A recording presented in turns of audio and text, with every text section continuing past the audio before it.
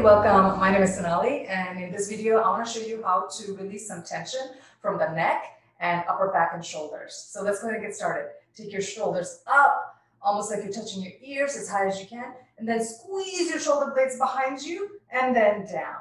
And keep breathing here. Inhale up, exhale, squeeze behind you and then down. So keep rolling your shoulders, and I'm going to keep talking to you a little bit here as you do this. Keep rolling, inhaling and exhaling.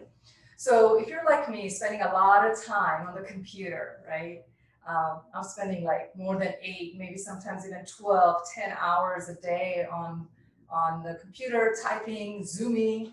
You're probably tuning in to this video from a conference right now, so welcome, friends.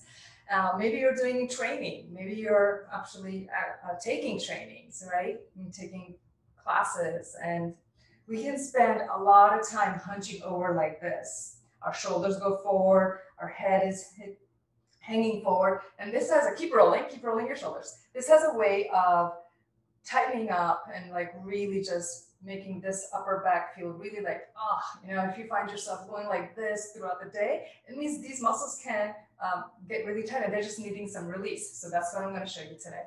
So let's move on to the next one, right?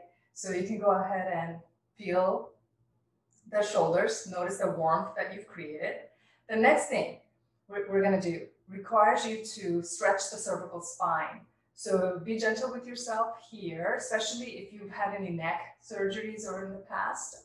And if you haven't, then join along for sure with me. If you have any necklaces, jewelry, either on your neck or on your fingers, go ahead and take them off right now and set them aside. Then grip your hands like this, really tight and stiff. We're going to place the hands behind your neck like this and bring the pinky side and your thumb side towards each other and press them against the neck a lot, heavily. Then drop your chin down. And as you can see, I'm pressing my hands against my neck, and I'm here at the base of my skull, by the hairline, basically. So then, when I lift up, I lift the chin up, and I squeeze my hands with the back of my head, and squeeze, and then release, and then start all over again. Keep doing that. We're going to do that a few times. So inhale, chin up. And what you're actually trying to do is traction your cervical spine, your neck. And while you do this, you might start to notice that your hands get really fatigued. Then you can stop and pause anytime you need to. And the whole objective here is to actually squeeze the hands so that you can traction the cervical spine. And then slowly go ahead.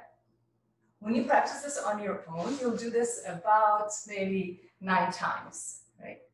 So now stop and pause and just notice. Maybe you feel a sense of lightness on your neck, or maybe your head feels kind of airy, right? Maybe your neck feels slightly released. I hope so.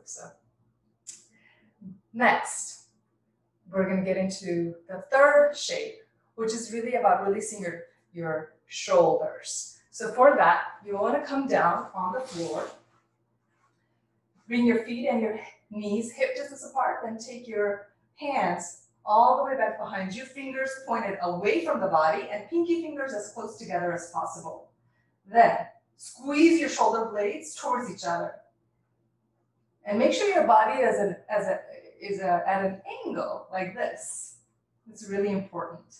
Inhaling, lift the heart center up, and then exhaling, bend the elbows back, and keep your chin down. Inhaling, lift the heart center up, exhaling, bend the elbows back. And what helps to keep your chin down is you look towards your toes the whole time. Inhaling, lift the heart center up. Exhaling, bend the elbows back. So keep squeezing the shoulder blades behind your back towards each other. And keep breathing.